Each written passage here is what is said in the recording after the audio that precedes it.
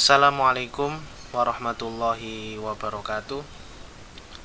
Alhamdulillah, alhamdulillahi wa kafa wassalatu wassalam ala habibil mustafa wa ala alihi wa ashabihi ahli sidqi wal wafa. La haula wa la quwata illa billah. Amma ba'd. Teman-teman dimanapun kalian berada, hari ini saya ingin mengistiqomahkan, dan begitupun saya ingin mengajak kalian semua untuk belajar bersama tentang sebuah kitab yang mungkin sering kita bahas di pondok pesantren, yakni kitab Matan Takrib. Kita sebut sebagai kitab Takrib, atau nama lengkapnya adalah Matan Al-Ghayah wa Takrib, karangan Al-Imam Abi Suja. Dan teman-teman, di sini saya membahas kitab tersebut dengan menggunakan salah satu kitab, atau kita bisa sebut sebagai kitab syarahan atau kitab penjelas daripada kitab Takrib ini. Kalau di pondok pesantren itu biasanya umum kitab ini disyarahi oleh kitab Fathul Qorib, dan di pondok-pondok manapun biasanya menggunakan kitab tersebut, yakni Fathul Qorib, untuk menjelaskan kitab Takrib. Tapi di sini saya menggunakan kitab Tadhib, ya. Jadi di sini saya memilih untuk menggunakan kitab Tadhib, tapi dengan harapan semoga tetap kita mengambil barokah, kita tetap mengambil berkah daripada pengarang dan ilmu dari kitab Matan Ghayah wa Takrib, yakni dari Al-Imam Abi Suja. Dan teman-teman bisa dilihat di sini, ini adalah pembukaan daripada kitab At-Tadhib yang dikarang oleh Syekh Mustafa Daibul Bigha, yakni ulama kontemporer hari ini, yang mungkin kita bisa ambil ilmunya dan kita bisa menyesuaikan dengan kondisi hari ini, kebutuhan hari ini. Maka mungkin itu alasan saya mengapa saya mengambil kitab Tadhib ini untuk menjelaskan matan-matan yang ada dalam kitab Al-Ghayah wa Takrib. Tapi intinya sama, teman-teman. Kalau kita bisa ngambil intinya sama, yakni kita masih tetap ngambil substansi daripada kitab Takrib. Kalau di pondok-pondok diajarkan tentang Fathul Qorib, tapi inti ruh daripada semua itu adalah kitab Takrib. Nah, coba kita akan memulai kitab ini, dan semoga menjadi kajian rutin kita. Dan inti dari pembahasan kita adalah kita akan membahas kitab fikih.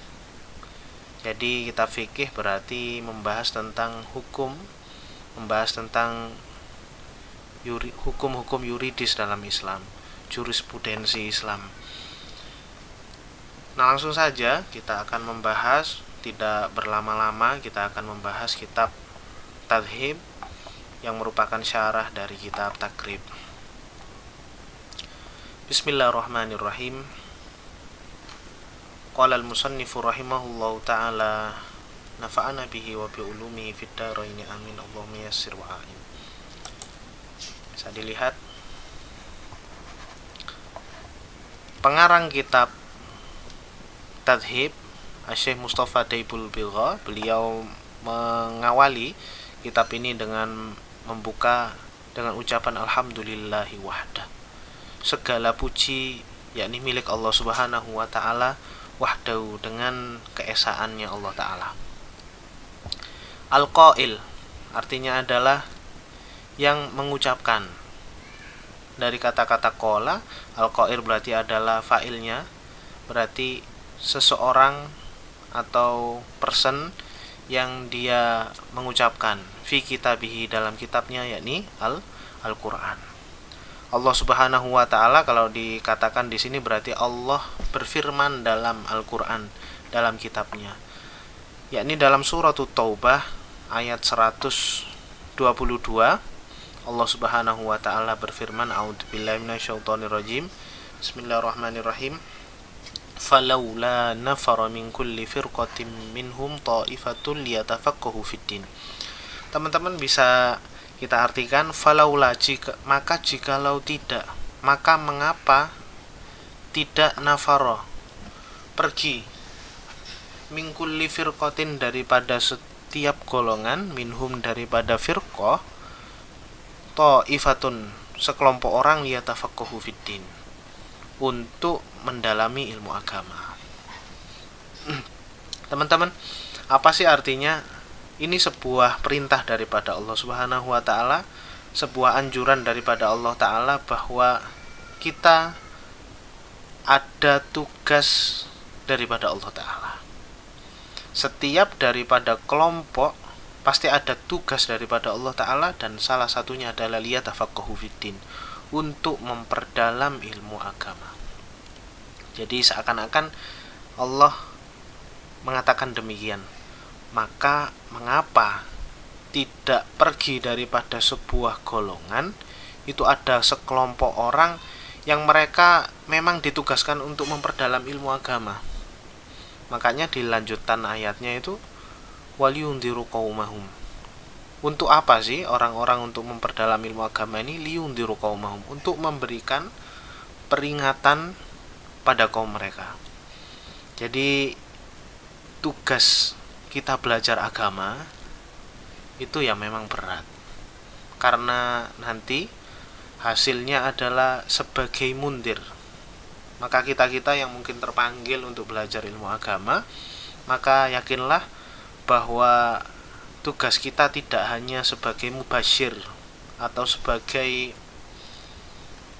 pembawa kabar gembira daripada Allah, tapi ingatlah ada tugas lain daripada Allah, bahwa kita juga sebagai munzir, orang-orang yang memberi peringatan kepada manusia. Maka dalam ayat ini pun liyundiru qaumahum, supaya mereka itu memberi peringatan pada kaum mereka. Dan ini sulit. Nabi dulu ketika awal-awal menjadi nabi, ketika proses dalam cerita Bad'ul Wahyi, yakni permulaan wahyu, itu Nabi sampai mengatakan awamukhrijiyahum, apakah mereka itu akan mengusir aku. Nah, itu saking takutnya Nabi Muhammad saat itu. Maka kita mungkin yang belajar ilmu agama, maka harus siap tidak hanya diterima oleh orang, tapi harus siap pula untuk ditolak oleh orang. Nah, ini adalah anjuran. Jadi poin penting daripada ayat ini adalah kita harus ada golongan yang memang memperdalam ilmu agama. Dan kabar baiknya semoga itu kita semua. Wassalatu wassalamu ala man la nabiyya ba'dah. Di sini pengarang kitab melanjutkan pujiannya adalah wassalatu wassalam, dan semoga sholawat dan salam alaman, pada seseorang yang la nabiyya ba'dah, tidak ada nabi setelah dia. Siapa lagi kalau Nabiyuna Muhammad sallallahu alaihi wasallam. Al-qail fima utiya min jawami'il kalim. Saya tandai di sini. Bentar.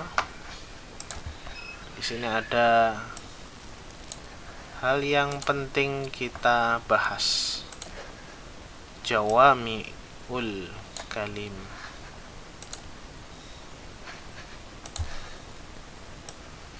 Ini ya. Nabi Muhammad itu al-qail, orang yang bersabda, orang yang mengatakan fima, daripada apa-apa, yakni hadis, utia, yang didatangkan, min jawami'il kalim, daripada jawami'il kalim. Dan ini salah satu pujian untuk Nabi Muhammad sallallahu alaihi wasallam. Jawami'ul kalim. Saya tulis agak bawah.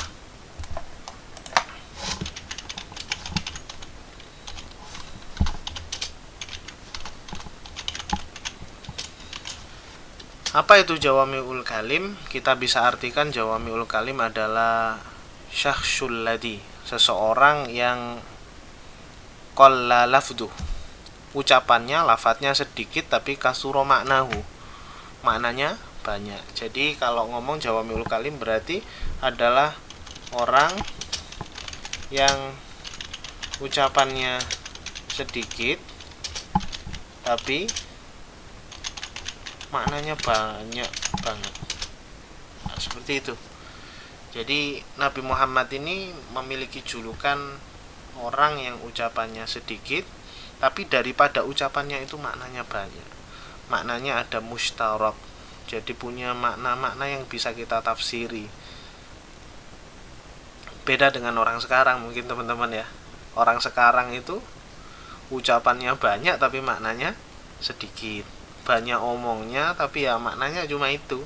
Kadang ngomongnya banyak nggak ada maknanya. Beda dengan Rasulullah Shallallahu Alaihi Wasallam, ucapannya sedikit tapi yang menafsirkan banyak, maknanya banyak hal-hal yang mungkin kita bisa ambil hikmah daripada ucapan Rasulullah Shallallahu Alaihi Wasallam. Nah di sini Nabi Muhammad ini mengatakan, kata Syekh Mustafa Daibul Bigha, man yuridillahu bihi khairan yufaqihu fiddin. Nah ini.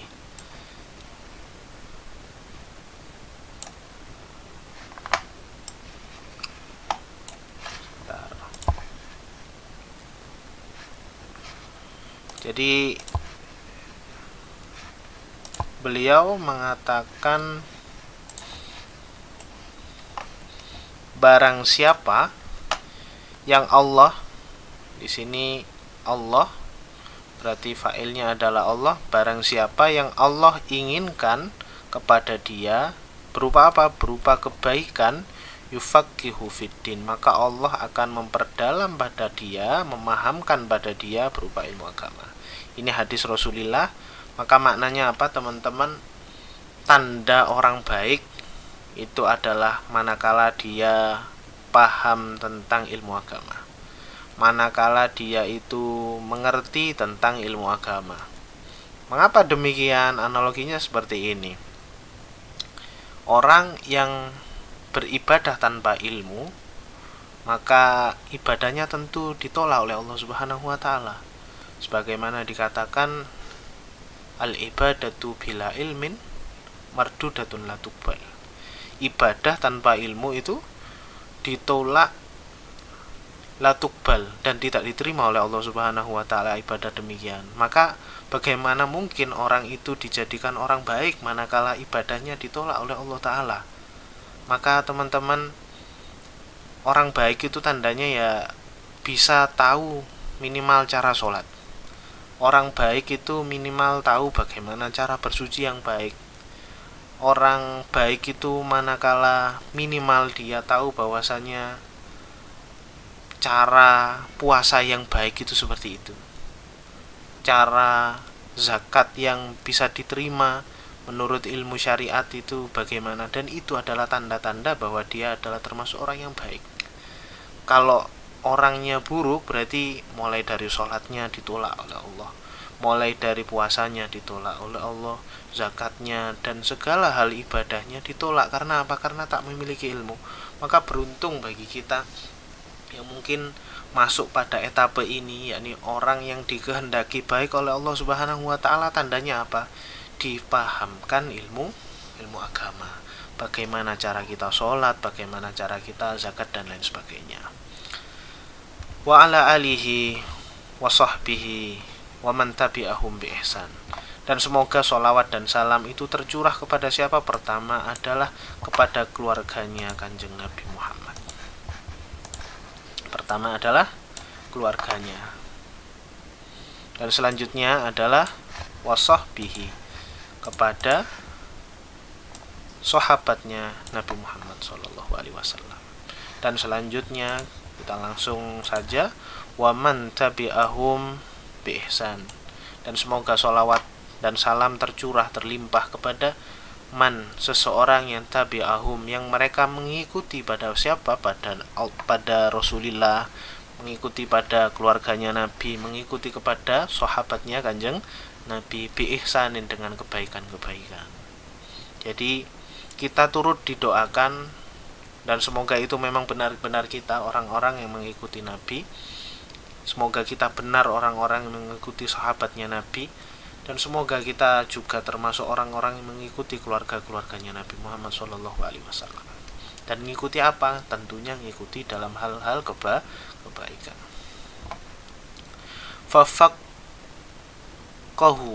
Fafaqaha, ya. Maka orang tersebut faqaha, memperdalam, memahami fi dinillahi azza wajal. Jadi orang yang baik, orang yang mengikuti Rasul, orang yang mengikuti keluarga, orang keluarganya Nabi, orang yang mengikuti sahabatnya Nabi, siapa itu? Orang yang memperdalam dalam agamanya Allah Subhanahu wa taala. Setelah dia berusaha untuk memahami, maka tentunya fa'alima, kemudian dia mengetahui. Tidak hanya berhenti dalam mengetahui, maka kita juga allamah, mengajarkan ilmu tersebut. Semoga pertemuan kita hari ini tidak berhenti di sini, ya. Semoga pertemuan kita hari ini akan menjadikan pundi-pundi jariyah, ilmu yang manfaat, pahala yang senantiasa mengalir untuk kita semua. Yakni dengan apa? Dengan allamah, dengan mengajarkan ilmu tersebut. Kalau kita paham, terus kita tahu, maka allamah, kita punya kewajiban untuk mengajarkan ilmu tersebut.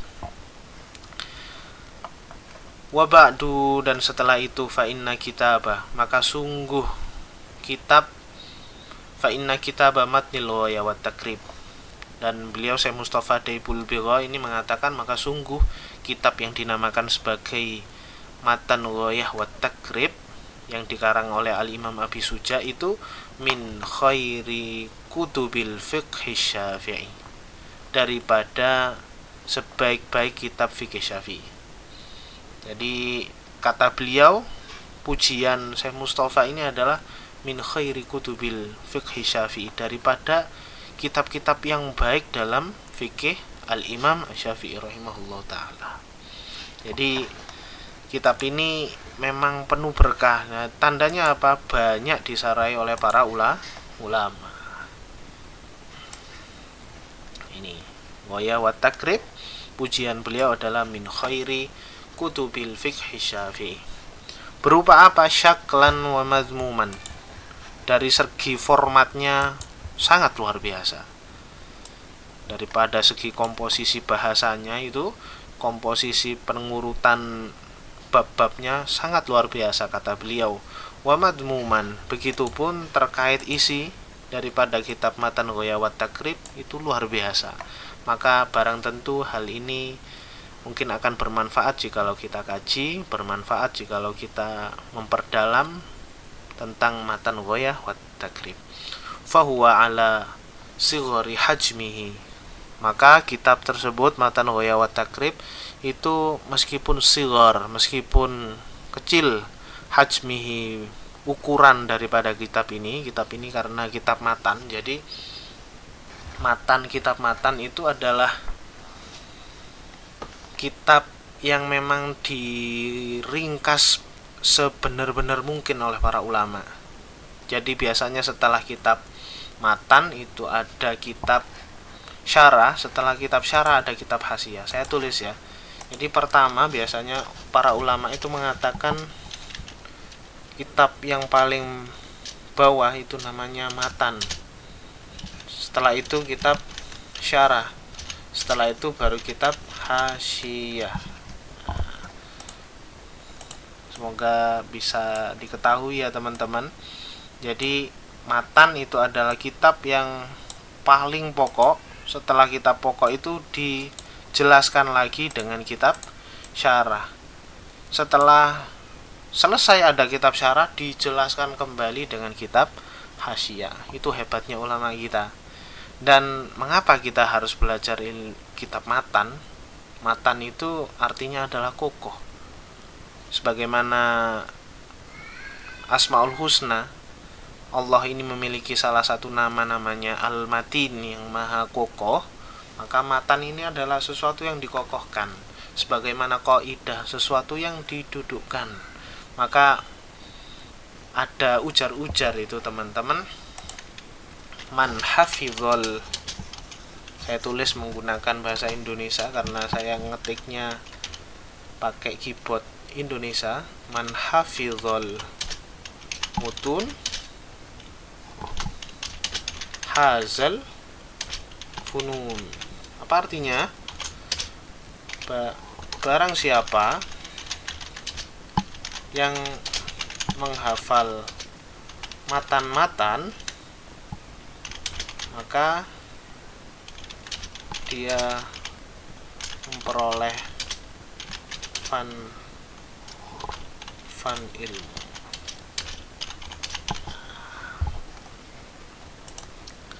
Apa sih maksudnya barang siapa? Man hafidho, barang siapa yang hafidho, menghafal. Al-mutun, jamak daripada matan. Barang siapa yang menghafal matan-matan kitab, itu maka dia memperoleh fan ilmu. Maksudnya adalah kalau ada orang ini concern, dia itu benar-benar memahami secara mendalam daripada kitab-kitab matan, insya Allah kata para ulama dia akan benar-benar menguasai fan ilmu. Misalkan dalam fan itu adalah spesialisasi ya. Misalkan kita hafal dan menguasai benar-benar kitab Waya wa Takrib, maka insya Allah kita ahli fikih. Kalau misalkan kita menguasai matan Umul Barohin misalkan dalam kitab akidah, insya Allah kita ahli dalam bidang ilmu akidah syariah dan lain sebagainya. Makanya teman-teman, saya merekomendasikan bahwa ayo perdalam kitab matan. Dan semoga dengan kita memperdalam kitab matan itu benar-benar hazal funun, kita memperoleh fan ilmu tersebut, kita menguasai benar-benar ilmu tersebut. Dan semoga dalam pertemuan kita kali ini dan selanjutnya kita benar-benar memahami hal-hal fikih, ilmu fikih, masail fikhiyah. Nah teman-teman, selanjutnya, meskipun kitab ini kecil, katanya qad istamala ala jami'i abwabil fiqhi, tapi benar-benar kitab ini adalah meliputi, mengandung ala jami'i abwabil fiqhi, atas bab-bab keseluruhan dalam bab-bab fikih. Jadi kitab ini dikatakan sebagai kitab yang lengkap dari segi bab. Wa mu'dhami ahkamihi, begitupun kitab ini mengandung daripada hukum-hukum yang utama, hukum-hukum yang besar, hukum-hukum yang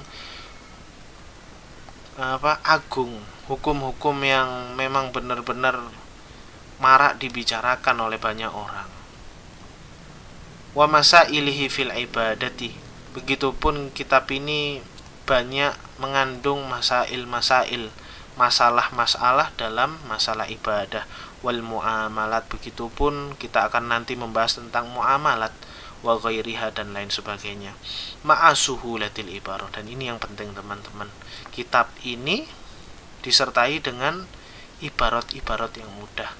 Jadi kita mungkin nanti akan membahas hal-hal fikih dengan contoh-contoh yang mudah, bukan dengan contoh-contoh yang jelimet yang kadang akhirnya kita ini kapok untuk belajar.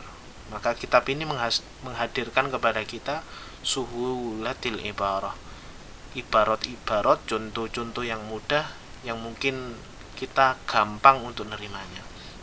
Wa jamalil lafzi, bahkan kitab ini kata beliau lafadznya itu indah. Dikandung dalam kitab ini itu adalah lafadz-lafadz yang indah, lafadz-lafadz yang luar biasa. Wa husnit tarkibi, begitupun susunan-susunan itu dibuat susunan kata-kata yang luar biasa, yang indah, yang mungkin kita baca itu nggak bosan. Seperti itu teman-teman. Dan di sini ila janib, di samping itu kata beliau, mamtazu bihi, apa-apa yang luar biasa, yang excellent bihi terhadap kitab tersebut, itu berupa apa? Min taksimatin mawdu'iyatin, kitab ini klasifikasinya, pembagian-pembagiannya, fasal-fasalnya itu maudhu'iyah, tematik. Nah, ini. Jadi kitab ini sifatnya adalah taksimat maudhu'iyah. Klasifikasinya itu tematik. Kalau kita membahas misalkan pertama adalah bab toharo, maka kita fokus untuk membahas toharo atau bersuci. Setelah itu kita membahas tentang bab sholat dan seterusnya. Yang tusahilu alal mutafaqih, taksimat maudhu'iyah tersebut akan memudahkan kepada orang-orang yang concern dalam ilmu fikih, orang-orang yang mutafaqih, belajar ilmu fikih fi dinillahi ta'ala, terhadap agamanya Allah subhanahu wa ta'ala. Berupa apa? Idrakahu wastihdarahu, memudahkan dalam mencerap atau menggapai ilmu tersebut. Jadi semoga karena kapasitas beliau yang mengarang yang luar biasa, Imam Abi Suja ini, semoga dengan hal itu kita gampang untuk menerima ilmu tersebut, wastihdarahu, dan menghadirkan ilmu-ilmu tersebut kepada kita semua. Wa yamtazu hadzal kitab bima kataballahu ta'ala lahu min qabulin, dan luar biasanya kitab ini, kata beliau, bima kataballahu ta'ala lahu min qabulin, itu terbukti dengan apa? Bima kataballahu ta'ala, dengan apa-apa yang telah ditakdirkan oleh Allah Ta'ala. Kataba di sini berarti adalah qaddara, qaddara, menakdirkan. Siapa itu? Allah Ta'ala, lahu, terhadap kitab tersebut, min qabulin, berupa apa? Penerimaan. Nah, kita sekarang secara empirik, secara faktual, bahwa kitab Ghaya wa Takrib memang benar-benar diterima oleh banyak orang. Buktinya apa? Syarahnya banyak. Itu ya. Kita kalau melihat syuruh-syuruh, syarah-syarah dalam kitab ini sangat banyak sekali. Tidak hanya Fathul Qorib, ada lagi Al-Iqna, itu termasuk syarah daripada Abi Suja. Namanya kan Al-Iqna Abi Suja. Maksudnya adalah Al-Iqna li Fathil Qorib li Abi Suja. Kitab itu berarti Iqna yang mensyarahi kitab Matnil, Limatnil Ghaya wa Takrib, yang mensyarahi kitab Matan Ghaya wa Takrib li Abi Suja, yang miliknya Imam Abi Suja. Jadi banyak sekali, nanti bisa dicek apa saja kitab syarah-syarah yang menjelaskan kitab Matan Ghaya wa Takrib. Bahkan di pondok-pondok pesantren semuanya menggunakan kitab tersebut, dan itu bukti bahwa kitab ini memang ditakdirkan oleh Allah Subhanahu wa taala sebagai kitab yang penuh barokah, kitab yang memang benar-benar diterima oleh kebanyakan orang. Maka teman-teman, sebagaimana dalam ayat Al-Qur'an itu, Quran ini dinas oleh Allah Ta'ala, wa hadza kitabun anzalnahu mubarak. Saya ingat itu, wa hadza kitabun anzalnahu mubarak. Kata Allah, hadza kitabun, kitab ini yakni Al-Quran, anzalnahu mubarak, kami turunkan kitab itu mubarak, penuh berkah. Maka teman-teman, Quran ini diterima banyak orang. Dan analogi sederhananya, Quran yang diterima banyak orang itu diberikan label oleh Allah Subhanahu wa taala sebagai mubarak, kitab yang penuh berkah. Begitupun kitab fikih ini, kitab kecil tapi dipakai oleh banyak orang, dipakai oleh para ulama, dipakai oleh pondok pesantren dan lain sebagainya. Itu bukti bahwa kitab ini adalah kitab mubarak, kitab yang penuh berkah daripada Allah Subhanahu wa taala. Apa buktinya di sini? Fatajitu tullabal ilm, maka engkau akan mendapati banyak penuntut ilmu, wal ulama, bahkan para ulama, qadiman wa hadisan, ulama zaman dahulu, wahadisan, dan ulama kontemporer hari ini itu memakai kitab ini. mukbilina alaihi, mereka nerima darsan wa ta'liman, pelajaran daripada kitab-kitab ini, wa fahman wa hifdon, mereka memahami pemahamannya, hafalannya itu menghafal kitab matan goya wa takrib, pemahamannya, rujukan matannya adalah kitab goya wa takrib, wa idohan wa syarhan, penjelasan syarah-syarahnya beliau menjelaskan. Para ulama, para penuntut ilmu seringkali mereka merujuk pada kitab Ghoyah wa Takrib. Maka teman-teman, ini sangat luar biasa sekali kitab tersebut, kitab Ghoyah wa Takrib, karena banyak orang yang memakai kitab ini, dan semoga memang benar-benar kitab ini sebagai kitab yang baru. Walima kana hadzal mukhtasar qasiran, maka karena adanya kitab ini adalah hadzal mukhtasar qasiran, kitab ini adalah ringkasan, maka karena itu kitab ini adalah mukhtasar, ringkasan yang pendek, ala dzikril ahkami, yang menyebutkan hukum-hukum fikih. Tapi dilihat di sini, ini perlu kita garis bawahi bahwa kitab Ghoyah wa Takrib itu dunat ta'arrud, tanpa menampilkan, ya, tanpa menampilkan apa? Li adillatiha, dalil-dalil daripada masail-masail fikih, daripada hukum-hukum fikih. Jadi ada hal yang perlu digarisbawahi. Matan ini, kitab Takrib itu tak ada showcase-nya, tak didukung, tak ditampilkan, tak ada dalil yang ditampilkan. Nah, ini teman-teman.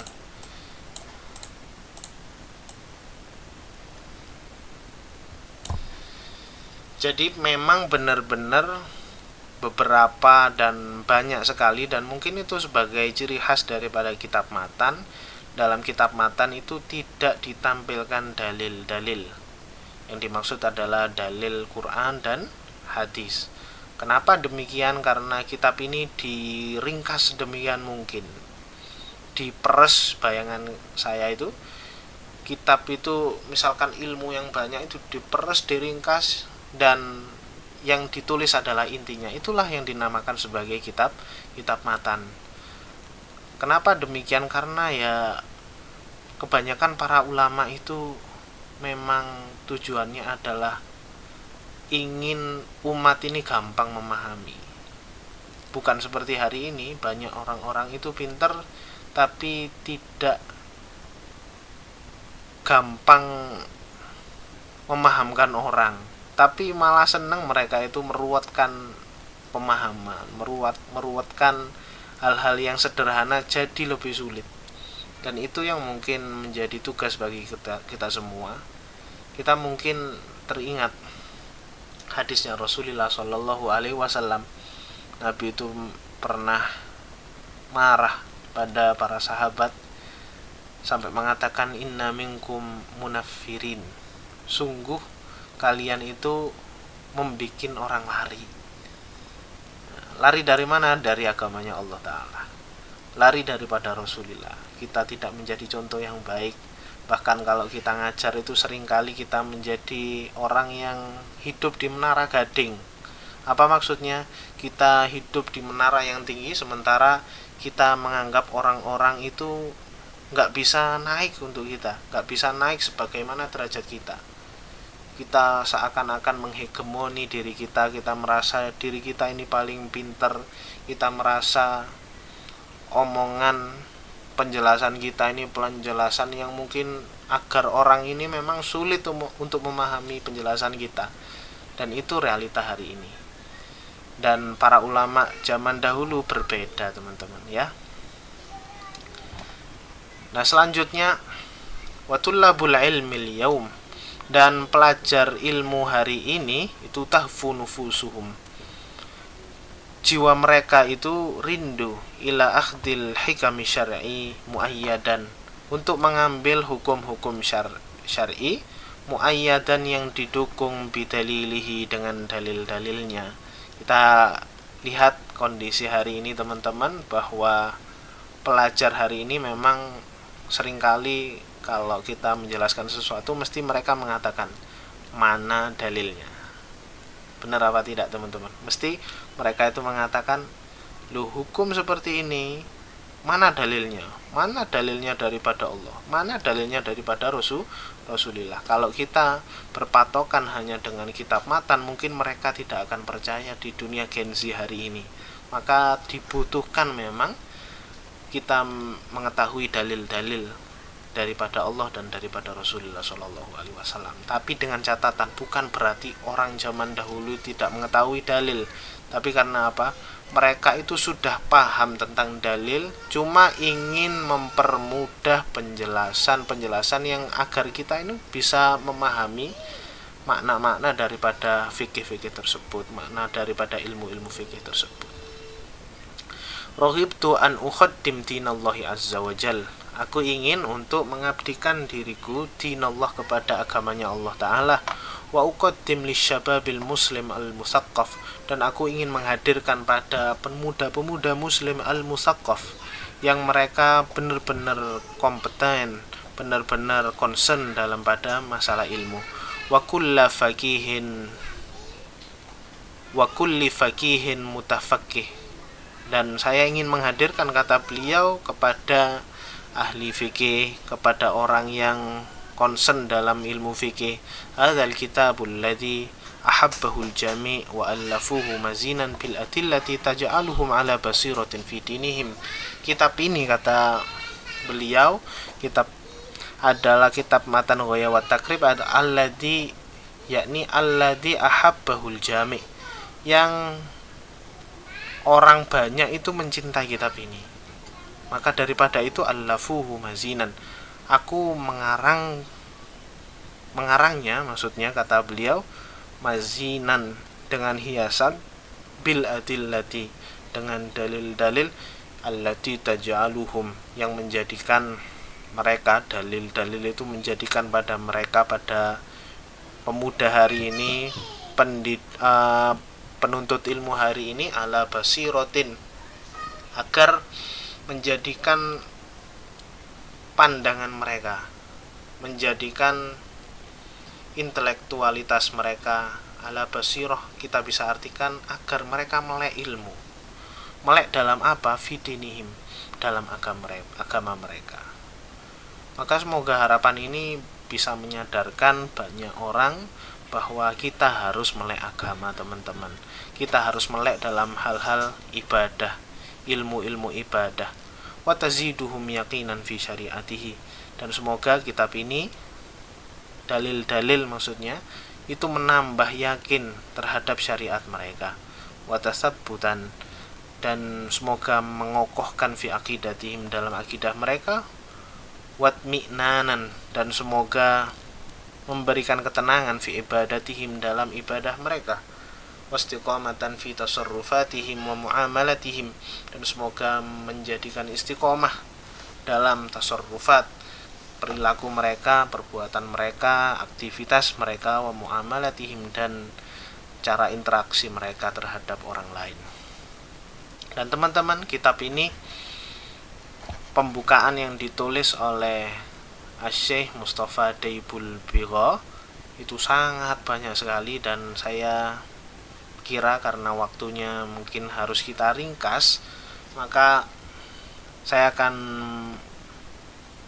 meringkas penjelasan saya daripada apa yang ditulis oleh Syekh Mustafa Daibul Bigha. Kita akan mulai daripada ini. Waltazamtu waliban,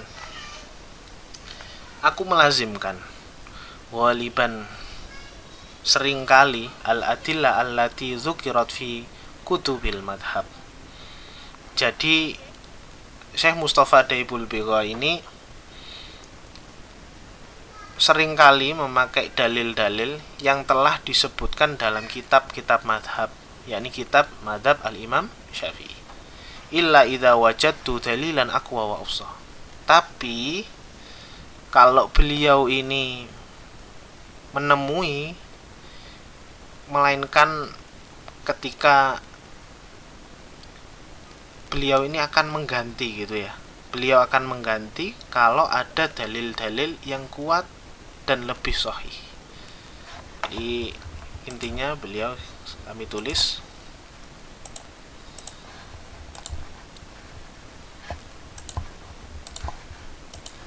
di sini. Bentar.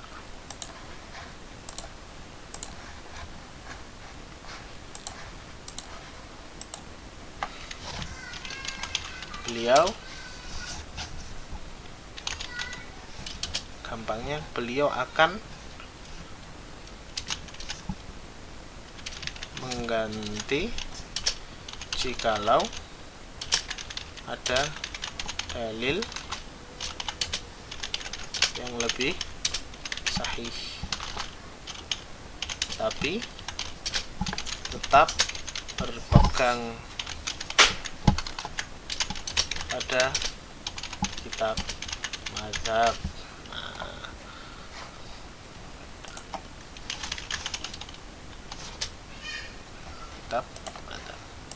Nah ini cara beliau menulis kitab Tadhib. Beliau ini tetap berpegang pada dalil-dalil dalam kitab mazhab Syafi'i, tapi kalau andai ada dalil yang lebih sahih, lebih kuat, maka yang lebih rojih, beliau akan menggunakan dalil tersebut. Maka sebagaimana kata Al-Imam Syafi'i, beliau ini mengatakan idza sahhal hadis fahuwa madhhabi. Itu Imam Syafi'i pernah mengatakan ketika ada hadis yang sahih, yang lebih sahih, fahuwa madhabi, maka ketahuilah huwa madhabi, itu adalah madhabku. Begitu kata Al-Imam Syafi'i. Kita lanjutkan, dan itu poin pertama bagaimana beliau ini menulis kitab Tadhib. Nah, di sini ada hal yang penting.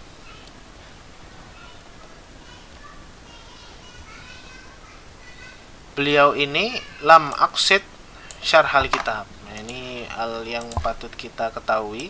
Beliau ini lam aqsid atau lam uqsid, beliau tidak memaksudkan untuk membuat syarah kitab sebenarnya. Kitab ini kalau bisa kita katakan bukan seperti syarah Fathul Qorib, ya, tapi beliau hanya menghadirkan dalil-dalil.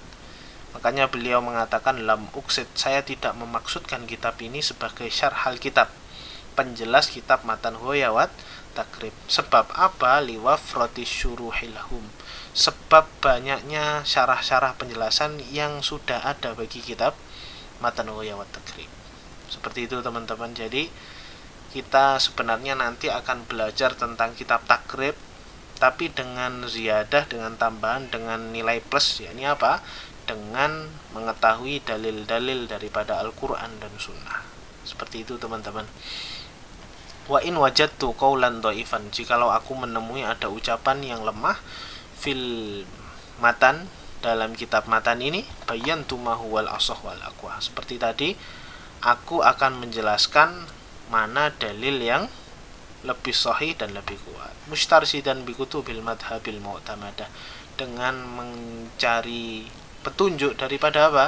Kitab madhab yang mu'tamadah, yang banyak dipegangi oleh para ulama. Jadi bukan berarti beliau ini berijtihad sendiri teman-teman, sebagaimana orang hari ini hadisnya lebih sahih, ini dalil Al-Qur'annya lebih sahih, dalil hadisnya lebih sahih, tapi mereka tidak menggunakan cara-caranya para ulama.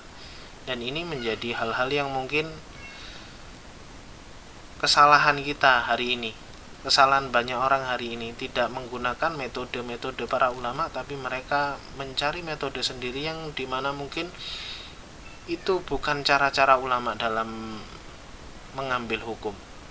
Kita hari ini banyak orang yang mengaku menjadi mufti, padahal syarat mufti itu adalah orang-orang yang memang concern dalam ilmu fikih. Tapi kita semua mengaku menjadi mufti dengan hafal 1-2 hadis, dengan 1-2 ayat Quran kita lantas mendeklarasikan diri kita sebagai mufti, dan ini adalah kesalahan kita hari ini teman-teman.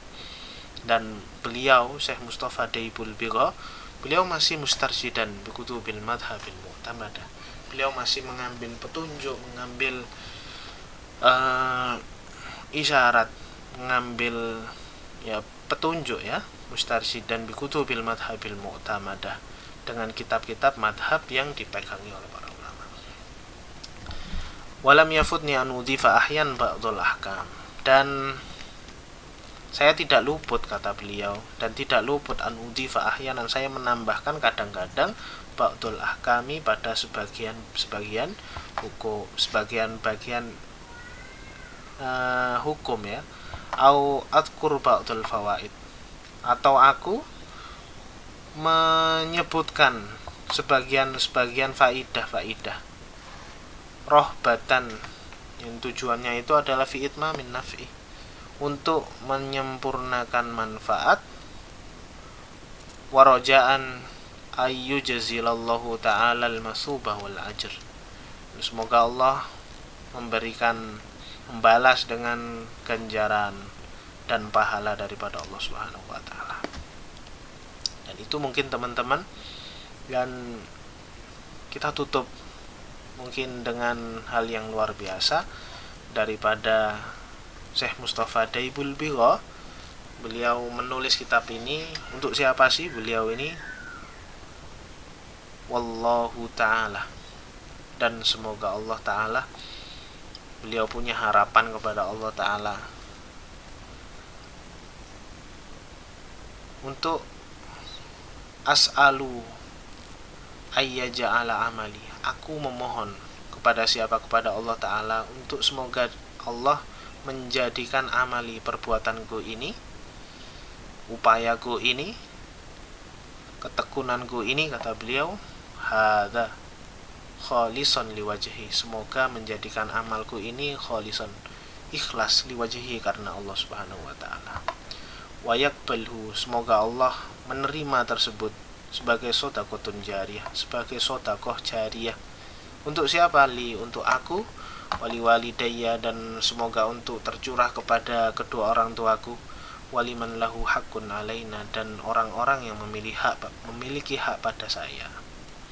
Dan saya juga berharap teman-teman, dalam rutinan kali ini saya juga berharap semoga ilmu ini menjadi ilmu yang manfaat bagi saya, ilmu ini menjadi jariyah bagi saya, dan ilmu ini memang saya tujukan untuk ikhlas karena Allah ta'ala, dan semoga terlimpah pula kepada kedua orang tua saya, terlimpah kepada guru-guru saya, entah dari Masayih Ngambon, Masayih Gading, dari Kepanjen, dan seluruh guru-guru yang pernah bersua dengan saya, pernah mengajari saya, semoga mendapat jariyah daripada Allah Subhanahu wa ta'ala. Dan ditutup oleh beliau, innahu ala ma yasha'u qadir, dan sungguh Allah ta'ala itu terhadap apa yang dikehendaki qadirun, Allah ini berkuasa, Allah maha kuasa terhadap segala sesuatu yang ia takdirkan, wabil ijabati jadir, dan semoga Allah memberikan ijabah, Allah mengkabulkan, Allah menjawab segala permintaan kita, segala keinginan kita, jadirun, dengan sesuatu yang pantas di sisi Allah Subhanahu wa ta'ala. Mungkin itu teman-teman, ini adalah pembukaan pertama daripada kitab Tadhib yang dikarang oleh Syekh Mustafa Daibul Biro, yang memberikan penjelasan pada kitab Matan Ghoya wa Takrib. Dan minggu depan kita akan membahas tentang pembukaan daripada pengarang kitab Matan Ghoya wa Takrib, sekaligus kita akan membahas tentang bab Toharoh, bab pertama daripada kitab Matan Ghoya wa Takrib, yang dijelaskan oleh kitab At-Tadhib fi Adillati Matnil Ghaya wa Takrib yang dikarang oleh Syekh Mustafa Daibul Bigha. Dan teman-teman, terima kasih telah menonton video kita kali ini dan semoga menjadi ilmu yang bermanfaat bagi kita semua. Terima kasih. Wassalamualaikum warahmatullahi wabarakatuh.